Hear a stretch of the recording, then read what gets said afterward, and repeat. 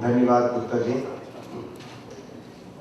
Economics के साथ ethics को जोड़ना पड़ेगा और ग्रॉस सोशल हैप्पीनेस की बात करनी होगी। अब मैं मूर्धन्य पत्रकार, अंतर्राष्ट्रीय मामलों के विशेषज्ञ और भारतीय धार्मिक चिंतन के भी अध्येता डॉक्टर वेद प्रताप वैदिक जी से आग्रह करूंगा कि वो वहाँ आए और माननीय गुप्ता जी के बात पर आपकी टिप्पणी।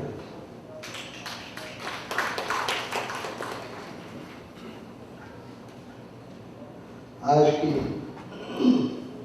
इस महत्वपूर्ण सभा के अध्यक्ष डॉक्टर सिंह साहब, मेरे परम मित्र डॉक्टर सुब्रमण्यम स्वामी जी महाराज,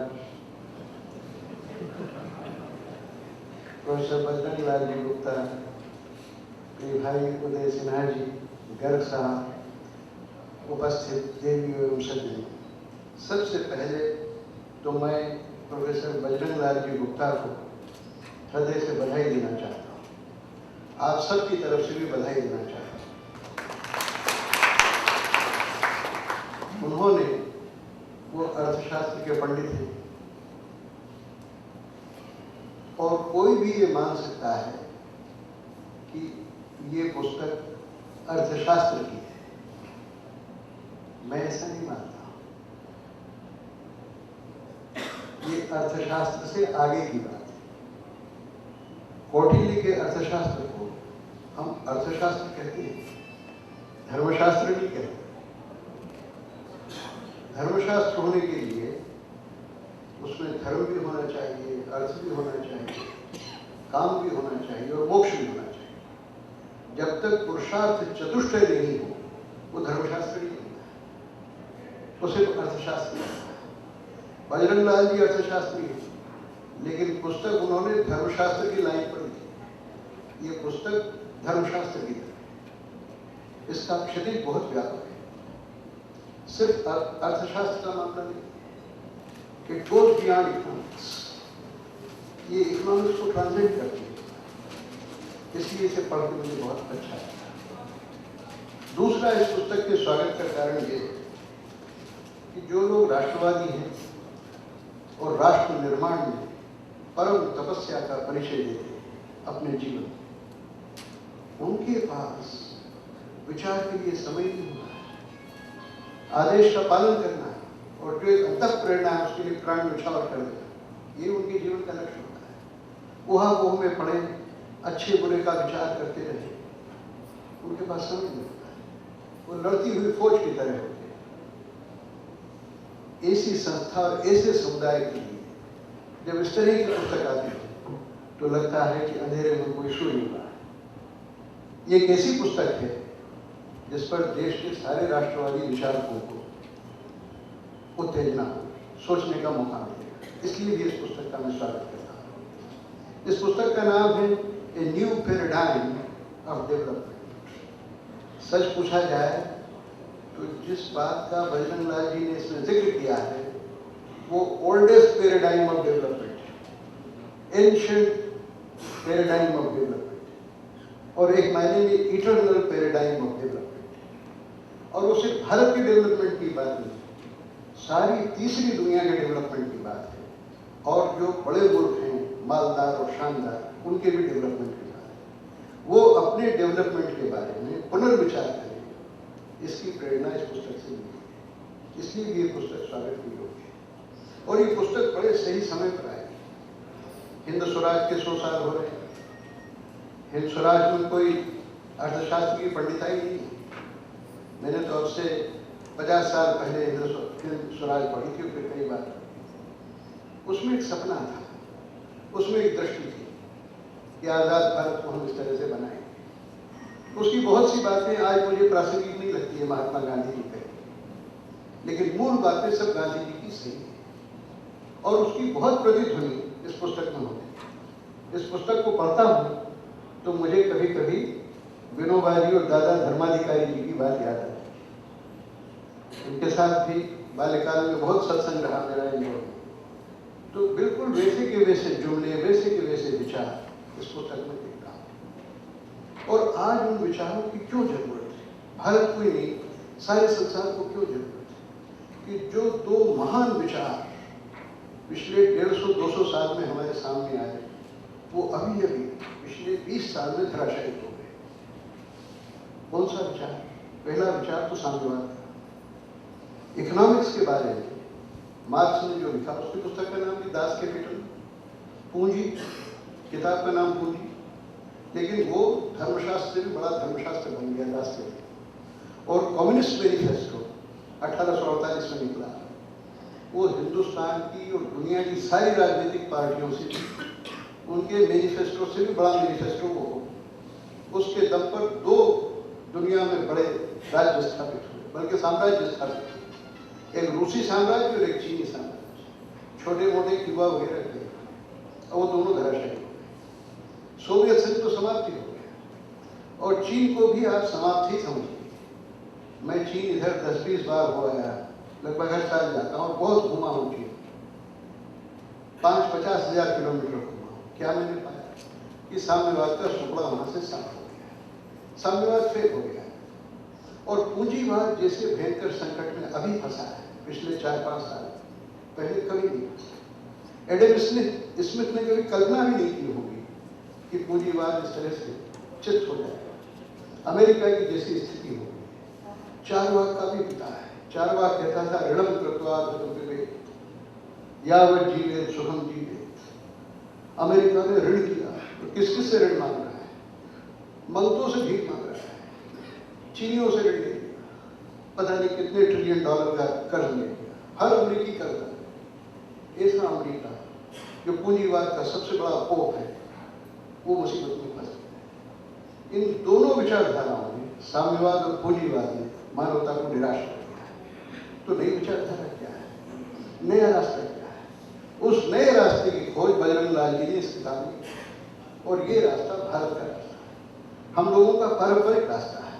ये रास्ता नया नहीं, बहुत पहले से इस पर हमारा सोच चल रहा है, हजारों वर्षों से। इसीलिए भारत टिका हुआ है। आप देखें कि भारत ने चारों तरफ से अपनी खिड़कियां खोल रखी है। कुछ साम्यवाद की अच्छाइयां स्वीकार की, कुछ पूंजीवाद की अच्छाइयां स्वीकार की, और अपनी जमीन पर टिका रहा। आज चीन की आर्थिक उन्नति जबरदस्त है, भारत से कहीं ज्यादा दौड़ रहा है, लेकिन देखिएगा चीन किसी दिन किस बुरी तरह से धराशायी होता है। मैं चीन के सैकड़ों गांवों में गया, दूर दूर तक, 5-5, 10-10 हजार किलोमीटर अंदर तक। किस तरह से लोग भीख मांगते, किस तरह से चिथड़े पहन के घूमते, किस तरह से हड्डी के ढांचे चलते फिरते मैंने अपनी आंख से देखे। वो फोटो अगर आपको दिखा दूं तो आप दिन में डर जाएंगे, दिन में डर जाएंगे आपके। ऐसे कंकाल मैंने घूमते हुए सड़कों पर चीन में देखे। उस चीन का हम प्रचार सुनते हैं, वही जीडीपी पर कैपिटा इनकम, किसकी जीडीपी और किसका पर कैपिटा इनकम? हिंदुस्तान में कहते हैं कि 68% लोग साक्षर हैं। हिंदुस्तान में इतने 1000 रुपया महीना, 2000-3000 रुपया महीना पर कैपिटा इनकम, किसकी पर कैपिटा इनकम? 20 रुपया रोज पर, 80 करोड़ लोग 20 रुपया रोज पर दिया है। पर कैपिटा इनकम बिल्कुल झूठ है, इस आंकड़े में कोई दम नहीं, ये ढोंग है। इन ढोंग के सहारे इस नई अर्थव्यवस्था को, जो पूंजीवादी अर्थव्यवस्था चीन में चल रही है, उसको लोग तारीफ की नजर से देखते हैं। और ये सभ्यताओं का संघर्ष, ये मामला सिर्फ अर्थशास्त्र का नहीं। आप देखिए कि चीन इतना बड़ा देश है, पूरे पांव खड़ गए। कन्फ्यूशनिज्म कहां चला गया? बौद्ध धर्म ने सारे चीन को खा लिया, साम्यवाद ने पूरे चीन को खा लिया, और अब पूंजीवाद ने पूरे चीन को खा लिया। यही हाल अरब देशों का हुआ, यही हाल सारी कमजोर सभ्यताओं का हुआ। भारत एक ऐसी मजबूत सभ्यता है कि यहाँ सबने आके सिर पटक लिया। इस्लाम ने, ईसाइयत ने, कम्युनिज्म ने, और सबके घुटने टूट गए। भारत अपनी जगह टिका हुआ है। आज तक भारत हिला। तो जो अर्थशास्त्र के मुख्य प्रश्न हैं, उन अर्थशास्त्र के मुख्य प्रश्नों का जवाब भी अर्थशास्त्र से बाहर जाके हमको देना होगा। और उन जवाबों की, उन प्रश्नों की कोशिश प्रोफेसर बजरंग लाल गुप्त ने अपनी पुस्तक में की है। इसीलिए मैं कहता हूँ कि पुस्तक नहीं है, ये एक विराट प्रश्न चिन्ह है पूरी मानव सभ्यता के सामने, सारे अर्थशास्त्रियों के सामने, कि तुम विकास कैसे करना चाहते हो। कौन सा विकास चाहते? मुझे लगता है कि पूंजीवाद और साम्यवाद दोनों ट्विंस हैं, दोनों जुड़वा बहन हैं, दोनों का प्रेरणा स्रोत उपभोक्तावाद है। अब से 40 साल पहले जब मॉस्को में पढ़ने गया तो बड़ी आशा की नज़रों से मैंने सोवियत संघ को देखा, रूसी भाषा भी जानता, इसलिए वहाँ गाँवों में भी गया, आम लोगों से भी सड़कों पे बात की और मुझे लगा था कि साम्यवाद के स्वर्ग में आ गया। लेकिन जो अभीप्साएं, आकांक्षाएं मैंने न्यूयॉर्क में देखी, वही मैंने मॉस्को में देखी। जो कमजोरियां चीजों के इस्तेमाल के बारे में, चीजों के पॉसेसिव इंस्टिंक्ट के बारे में, सेक्स के बारे में, शराब के बारे में, मानवीय संबंधों के बारे में, कोई कमजोरियां मैंने न्यूयॉर्क में देखी। साम्यवाद और पूंजीवाद की बुराइयों में कोई बुनियादी अंतर नहीं, दोनों की अंतर प्रेरणा नहीं है। दोनों विचारधाराओं ने 3 संस्थाओं का नाश कर दिया, व्यक्तिगत संपदा का नाश कर दिया। सोवियत संघ में व्यक्तिगत संपदा समाप्त हुई, लेकिन व्यक्तिगत संपदा की राक्षसी आकांक्षा हर कम्युनिस्ट पार्टी के बड़े अफसर में और आम जनता में भी बराबर बनी रही। वो आकांक्षा कभी खत्म नहीं। लूट पाट रिश्वत सारे सोवियत संघ में थे और वही व्यक्तिगत आकांक्षा न्यूयॉर्क में, शिकागो में, वॉशिंगटन डीसी में मैंने अब से 40-45 साल पहले देखी। वहाँ पर सारी चीजें थी, सोवियत संघ में नहीं थी, प्रकट रूप में नहीं थी, गुप्त रूप में थी, वहाँ प्रकट रूप में थी, लेकिन दोनों जगह आकांक्षाएं समान थी। सबसे पहले व्यक्तिगत संपदा नाम की संस्था को चौपट किया इन दोनों बातों ने, फिर परिवार को चौपट किया। जितने तलाक सोवियत संघ और अमेरिका में होते हैं उतने दुनिया किसी देश में नहीं होते। जितनी अविवाहित लड़कियां वहां भ्रष्ट होती हैं दोनों देशों में, दुनिया में कहीं नहीं होती है। जितने परिवार भंग होते हैं, माता पिता जिस तरह से अनाथ हो जाते हैं वृद्ध होने पर, और बच्चे जिस तरह से ठोकर मारते हैं अपने परिवार, कोई पारिवारिक नैतिकता वहां है।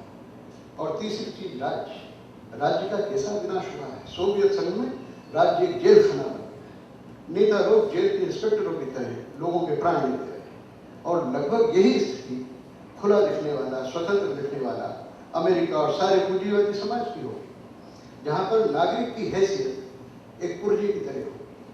वहां भी हर किसी पर निगरानी, हर किसी को आर्थिक यंत्र बना दिया गया है, हर आदमी की जिंदगी को यांत्रिक बना दिया गया है, दोनों में कोई बुनियादी अंतर नहीं। तो राज्य, परिवार और व्यक्तिगत संपदा, ये 3 जो मौलिक संस्थाएं हैं, इन तीनों को नष्ट कर दिया दोनों विचारधारा।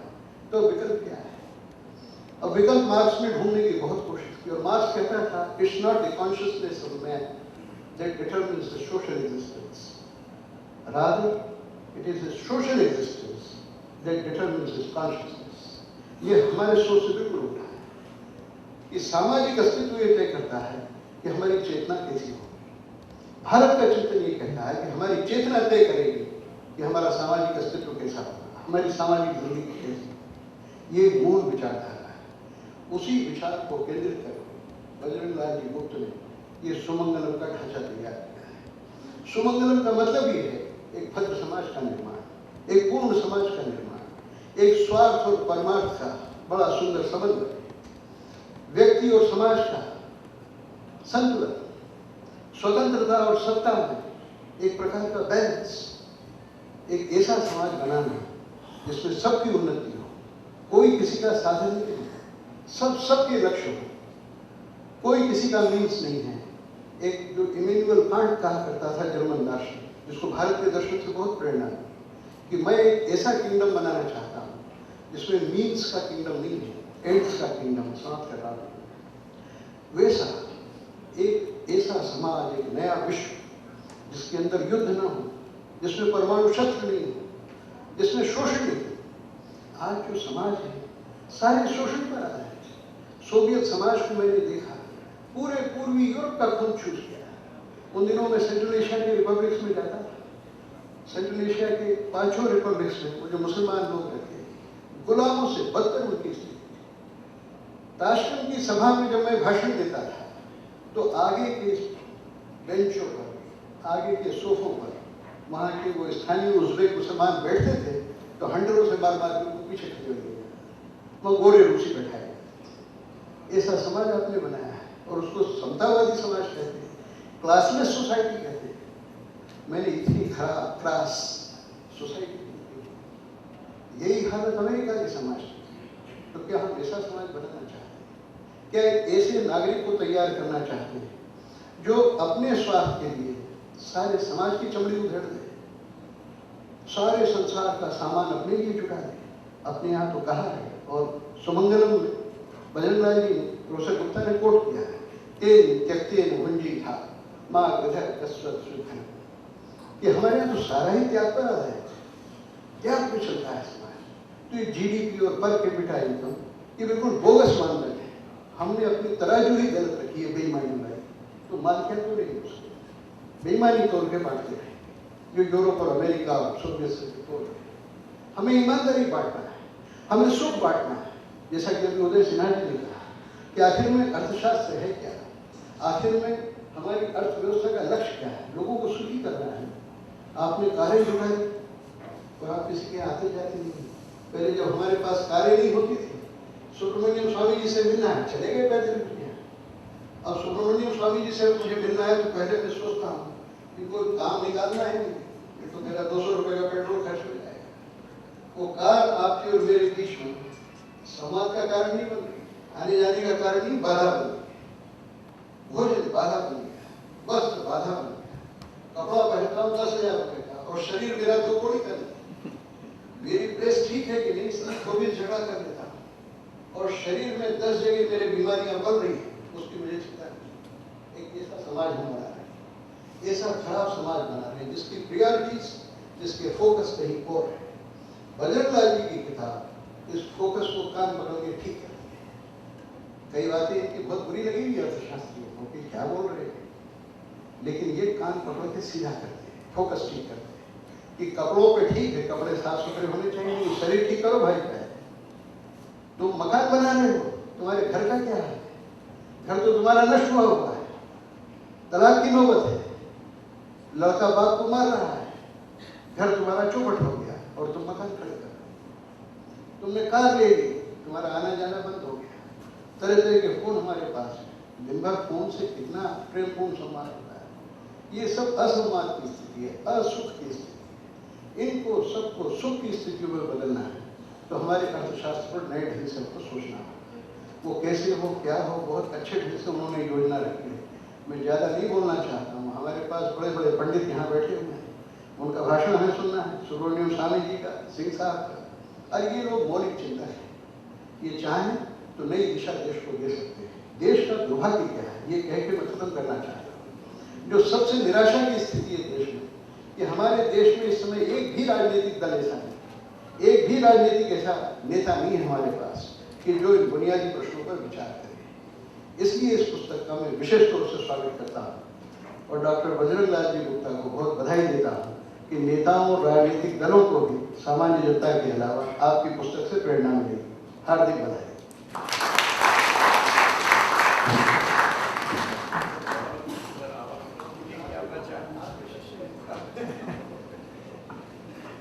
धन्यवाद मैथिली जी। अर्थशास्त्र का जवाब अर्थशास्त्र से बाहर जाकर ढूंढना होगा।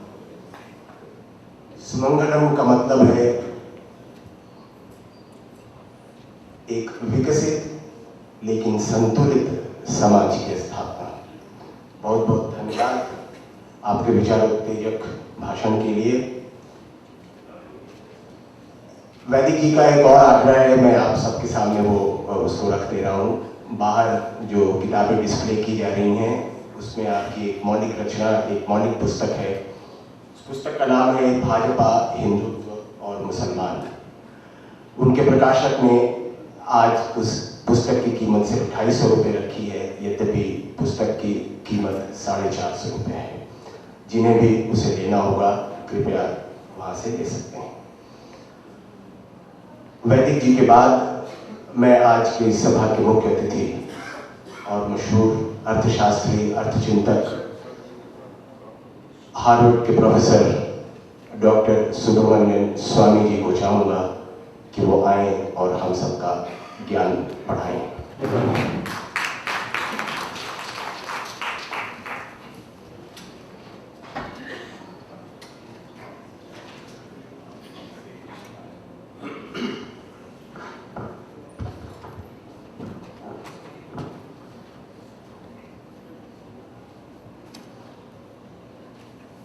इस सभा के अध्यक्ष के रूप में मेरे पुराने मित्र डॉक्टर रामजी सिंह, उतना ही पुराना मित्र डॉक्टर, सबसे पुराना आप दिखते नहीं है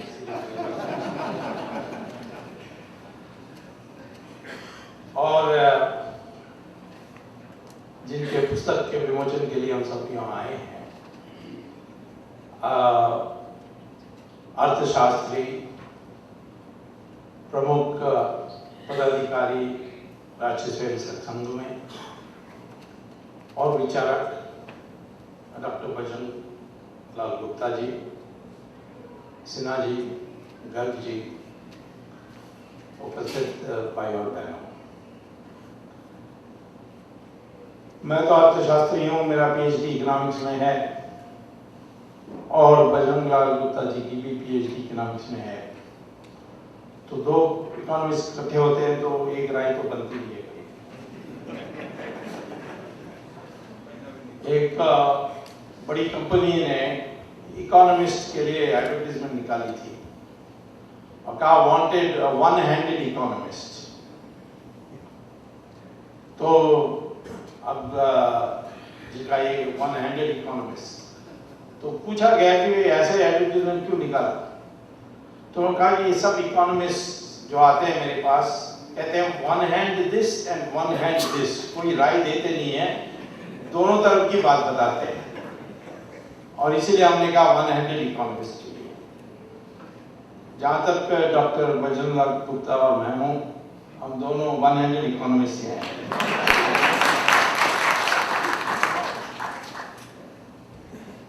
मैं डॉक्टर गुप्ता को 2 बार मैंने सुना है और मैं बहुत प्रभावित हुआ हूँ, इसीलिए जब उन्होंने कहा कि इसमें आना है, मैं तुरंत मैंने स्वीकार किया। पहले दिल्ली यूनिवर्सिटी में, उसमें उसका नाम दीनदयाल उपाध्याय स्कूल है, वो कॉलेज है, उसमें उन्होंने इंटीग्रल ह्यूमनिज्म में जो भाषण दिया और फिर अरुंधति वशिष्ठ अनुसंधान पीठ के 1-2 दिन के सेमिनार में उन्होंने मेरी राय में सबसे स्पष्ट रूप में एकात्म मानववाद की जो दृष्टिकोण रखी, वो सबसे स्पष्ट उनका था। तो इसीलिए वो विद्वान हैं, उन्होंने एक नया दिशा बताई है और वो नया भी है, पुराना भी है। नया है क्योंकि उन्होंने आधुनिक कल्पना में रखी है और मॉडर्न कॉन्सेप्ट्स में उन्होंने रखी है। पुराना इसीलिए क्योंकि ये सनातन धर्म से जुड़ा हुआ है, जो सनातन धर्म में कहा गया वही उन्होंने उसको इस समाज की विकास के लिए उसका परिभाषा दी। अब जो सिद्धांत सुमंगल का डॉक्टर गुप्ता ने पेश की है, मैं कहता हूँ 2 पेज में उसको समरी मिल सकती है उनकी पुस्तक में। 102 और 177, ये 2 पेज में उन्होंने जो भी कहना है बड़ी संक्षेप रूप में उन 2 पेज में है। तो सवाल है कि इनमें और जो आज पढ़ाते हैं हम कॉलेज में, स्कूल, यूनिवर्सिटीज में क्या फर्क क्या है?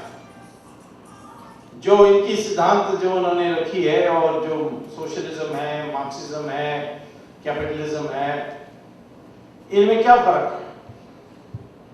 फर्क यह है कि जहां तक मार्क्सिज्म है, सोशलिज्म है या कैपिटलिज्म है, पूंजीवाद है, ये सब एक आयाम की सिद्धांत है, वो है भौतिक विकास का। और डॉक्टर गुप्ता ने इसको 2 आयाम की सिद्धांत बनाई है कि भौतिक विकास भी होनी चाहिए और उसका समन्वय आध्यात्मिकता के साथ भी होनी चाहिए, तभी समाज सुधरेगा, नहीं तो नहीं सुधरेगा। ये वास्तव में हमारी सनातन धर्म का कल्पना है और हम देख रहे हैं कि बात भी सही है। सोवियत यूनियन के बारे में कहा जाता था कि विकास कर रही है बड़ी तेजी से। मुझे एक बार नंबूद्रीपाद ने मुझे बताया था कि सोवियत यूनियन में कोई इन्फ्लेशन नहीं है, कोई अनएम्प्लॉयमेंट नहीं है, कोई पॉवर्टी नहीं है। तो 4 साल के बाद मैं फिर मिला था अगस्त 1991 में। मैंने कहा अब तो सोवियत यूनियन भी नहीं है, 16 देश में बट गया है। तो सोवियत यूनियन गया, आज 16 देशों में बटा हुआ है। सब जानते हैं कि कुछ भी हो, ईस्ट जर्मनी और वेस्ट जर्मनी एक देश थे 1945 तक। फिर महायुद्ध के बाद उसका विभाजन हुआ। एक ने मार्क्सिज्म चुना और दूसरे ने मार्केट इकोनॉमी चुना, डेमोक्रेसी चुना। अब इन दोनों की अब दोनों एक देश हैं, एक देश थे, एक ही लोग हैं, एक ही इतिहास के थे। इससे आपका बड़ा लेबोरेटरी एक्सपेरिमेंटेशन इकोनॉमिक्स में मिल ही नहीं सकता। और जब ये 1990 में एक हुए, तब लोगों को पता लगा कि कितना फर्क है ईस्ट जर्मनी और वेस्ट जर्मनी में। विकास की दृष्टि से वेस्ट जर्मनी बहुत आगे था। वैसे ही North Korea, South Korea, China reform के पहले, रिफॉर्म के बाद। चाइना कोलैप्स हो जाए उसके लिए दूसरे कारण है, लेकिन जो था चाइना का हाल जब पूर्ण रूप से कम्युनिज्म था और आज है, उसमें बहुत बड़ा अंतर है। इंडिया में भी जब हमने ये सोशलिज्म, सोवियत स्टाइल प्लानिंग छोड़ दी तो हमारी ग्रोथ रेट बढ़ गई। इसको आज अच्छी तरीके से कर सकते हैं। लेकिन ये जो 1000 साल के पहले जो हमारी हाल थी, वो हिंदू रेट में बढ़ा। दुनिया के सबसे विकसित देश थे। अमेरिका में हार्वर्ड यूनिवर्सिटी के बगल में एक बहुत बड़ा सरोवर है और सरोवर के किनारे पर एक साइन पोस्ट है। तो साइन पोस्ट में लिखा है, here stood Tudor ice company which used to export ice to India। बर्फ निर्यात करने वाली कंपनी यहां थी। तो मुझे आश्चर्य हुआ कि ये हिंदुस्तान को क्यों बर्फ बेचे अमेरिका। तो मैंने गूगल में ट्यूडर आइस कंपनी का नाम लिखा तो उसकी इतिहास आई, एक पुस्तक भी मिल गया। उसमें यह लिखा था कि 1670 में सेलम मैसेच्यूसेट्स एक जगह है जहां से व्यापार होता था, यानी जहाज वहां से निकलते थे, बॉस्टन के बगल में है। वो इंडिया आकर के माल खरीदते थे और कांचीपुरम आते थे। तो एक दिन उन्होंने राजा को कहा कि कांचीपुरम में हम आते हैं तो हमारी जहाज खाली आती है इतनी दूर और हम सामान भर के जाते हैं, तो आप हमसे भी कुछ खरीद लीजिए ताकि हम खाली ना आए। तो उन्होंने कहा यहाँ तो हिंदुस्तान में सब कुछ मिलता है, तो मैं आपसे क्या खरीदूंगा।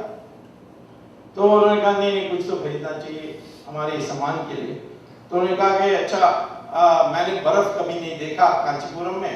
कौन तमिलनाडु में कौन बर्फ मिलने वाला है उन दिनों में। बर्फ मैंने कभी देखा नहीं, मुझे पता है हिमालय में है, परंतु कहाँ इतना दूर जाएगा।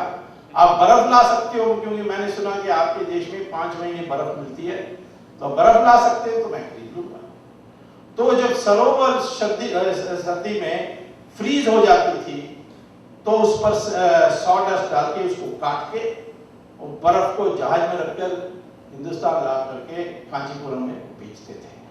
ये पुस्तक में लिखा है। ये हाल थी अमेरिका उस समय और हमारी हाल थी उस समय। क्यों हम इतने गिरे? दुनिया के सबसे विकसित देश होने के बाद हम क्यों इतने गिरे? इसका विश्लेषण आप करना है तो आपको डॉक्टर बजरंग लाल गुप्ता की पुस्तक को पढ़ना चाहिए। कहीं ना कहीं ये जो संतुलन था आध्यात्मिकता और भौतिक विकास का, वो टूट गई थी।